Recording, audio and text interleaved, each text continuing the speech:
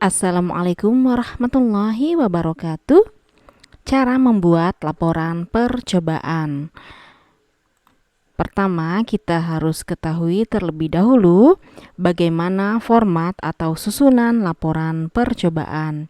Adapun format laporan percobaan, yang pertama ada judul, kemudian tujuan, dasar teori, alat dan bahan, langkah kerja, data hasil percobaan, pembahasan, jawaban pertanyaan, kesimpulan, dan daftar pustaka.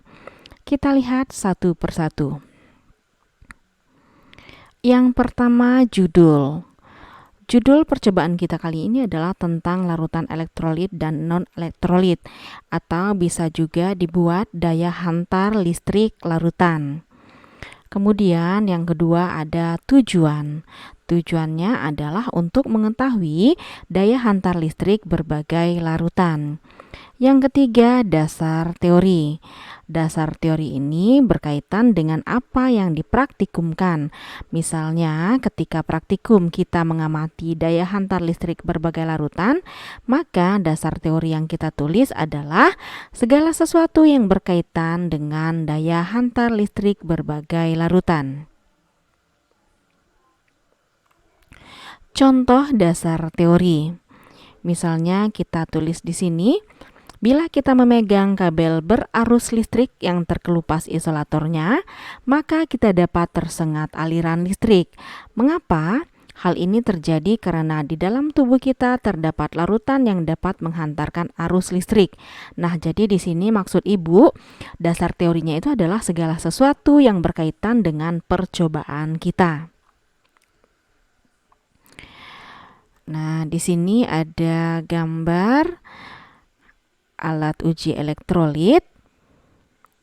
Silahkan nanti kalian tambahkan lagi dasar teorinya. Kemudian alat dan bahan. Untuk alat dan bahan itu kalian sesuaikan dengan apa yang kalian praktikumkan. Misalnya alat yang kita gunakan ketika praktikum ada gelas kimia 100 ml 10 buah, alat uji elektrolit ada sebanyak 7 set, pengaduk 4 buah, dan lain-lain. Kemudian untuk bahan ada larutan urea, larutan NaCl, air ledeng, air sumur, dan lain-lain. Jadi ingat di sini sesuaikan dengan apa yang kalian praktikumkan. Berikutnya langkah kerja. Langkah kerja itu sama dengan urutan kerja, yaitu bagaimana urutan yang dikerjakan ketika kita melakukan praktikum. Yang pertama misalnya, sediakan berbagai larutan yang akan diuji, yaitu larutan garam dapur, gula, cuka, dan lain-lain. Nah, di sini kalau kita menggunakan 10 larutan, maka kita tulis juga 10 larutan di sini ya. Larutan garam dapur, gula, cuka ini baru ada 3, berarti kalian tambahkan 7 buah lagi. Kemudian yang kedua, celupkan alat uji elektrolit pada larutan garam dapur. Yang ketiga, amati lampu dan keadaan larutan di sekitar elektroda karbon. Catat dalam tabel pengamatan. Yang terakhir, lakukan hal yang sama untuk larutan lainnya.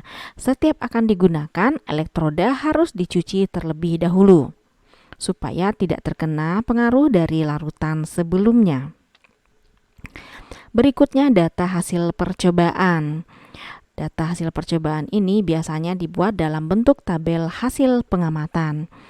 Nah, di sini ada kolom bahan atau larutan yang diuji, kemudian rumus zat terlarut, lampu menyala atau tidak menyala, dan pengamatan lain. Pengamatan lain ini misalnya adalah gelembung gas.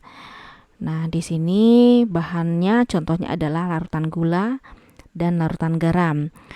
Isi pula di sini rumus zat terlarut. Untuk gula misalnya diisi C6H12O6. Sedangkan untuk larutan garam itu rumusnya adalah NaCl. Kemudian ketika diuji di larutan gula, itu bagaimana lampunya? Oh, misalnya lampunya tidak menyala. Maka di kolom lampu ini dikasih tanda silang, artinya lampunya tidak menyala. Sedangkan ketika diuji di larutan garam, lampunya menyala terang. Jadi di sini kita isi tanda centang dalam kurung keterangannya terang. Berarti lampunya hidup dan nyalanya terang. Kemudian pengamatan lain. Nah, di sini yang kita amati misalnya adalah gelembung gas. Ternyata di larutan gula itu tidak ada gelembung gas, sehingga di kolom ini kita isi dengan tanda silang. Sedangkan untuk larutan garam misalnya itu ada banyak gelembung gas, berarti kita isi dengan tanda centang dan dikasih keterangan banyak gelembung gas. Oke, nanti silahkan dilanjutkan dengan larutan yang lain sampai lengkap 10 larutan. Berikutnya pembahasan. Jadi untuk pembahasan ini kalian bahas hal-hal yang berkaitan dengan percobaan kalian tadi. Misalnya ini dikasih pengantar sedikit. Alat uji elektrolit bisa digunakan untuk mengetahui keelektrolitan suatu larutan dan seterusnya dan seterusnya. Kemudian misalnya masih ada pembahasan sedikit. Lampu yang berhasil menyala terang menandakan bahwa suatu larutan terionisasi dengan baik. Sedangkan larutan yang hanya mampu membuat lampu menyala redup berarti tidak dapat terionisasi dengan baik. Larutan tersebut merupakan penghantar listrik yang buruk dan lemah. Begitupun dengan larutan yang tidak dapat menghidupkan lampu dan tidak menghasilkan gelembung gas. Berarti larutan tersebut tidak dapat terionisasi sama sekali. Nah, pada percobaan yang telah dilakukan, ini masih pembahasan ya, dihasilkan sebagai berikut. Yang pertama misalnya untuk air aki, lampunya menyala terang dan banyak gelembung gas. Nah, di sini kalian bahas. Oh, hal ini menunjukkan bahwa air aki terionisasi sempurna dan memiliki ion yang sangat banyak, sehingga dapat membuat lampu menyala terang dan menghasilkan gelembung gas yang banyak. Contoh lain misalnya alkohol. Pada alkohol, lampu pada alat uji tidak menyala dan tidak timbul gelembung gas. Hal ini menunjukkan bahwa alkohol hanya memiliki molekul di dalamnya dan tidak memiliki ion, sehingga lampu tidak menyala dan tidak muncul atau tidak menghasilkan gelembung gas. Ini nanti silahkan kalian lanjutkan sampai 10 bahan atau 10 larutan. Berikutnya jawaban pertanyaan. Pertanyaan pertama, gejala apakah yang menandai hantaran listrik melalui larutan? Nah, di sini maksudnya bagaimana kalian tahu bahwa larutan itu bisa menghantarkan listrik? Apa yang kalian lihat, apa yang kalian amati, sehingga tahu bahwa larutan tersebut merupakan elektrolit. Bagaimana dengan lampunya, bagaimana dengan gelembung gasnya, dan lain-lain. Pertanyaan kedua, kelompokkan 10 larutan yang diuji tersebut ke dalam larutan elektrolit kuat, lemah, dan non-elektrolit. Selanjutnya kesimpulan. Kesimpulan itu menjawab tujuan. Jadi kalau tadi tujuannya menguji daya hantar berbagai larutan, tujuannya tadi menguji daya hantar listrik berbagai larutan, maka kesimpulannya juga berhubungan dengan daya hantar listrik berbagai larutan.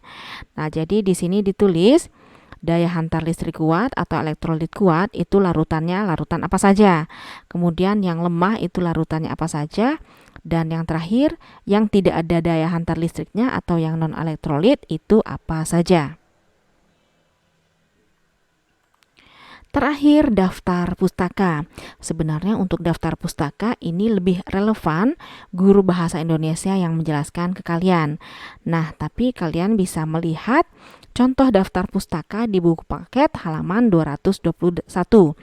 Nah, Bu, gimana kalau misalnya kami mengambil dasar teorinya dari internet? Nah, jika dasar teorinya kalian browsing atau kalian ambil dari internet, silahkan kalian cantumkan alamat situsnya. Misalnya http www.google.com dan seterusnya. Mudah-mudahan sampai di sini kalian paham cara membuat laporan percobaan. Sekian penjelasan tentang cara membuat laporan percobaan. Terima kasih atas perhatiannya. Mudah-mudahan bermanfaat. Wassalamualaikum warahmatullahi wabarakatuh.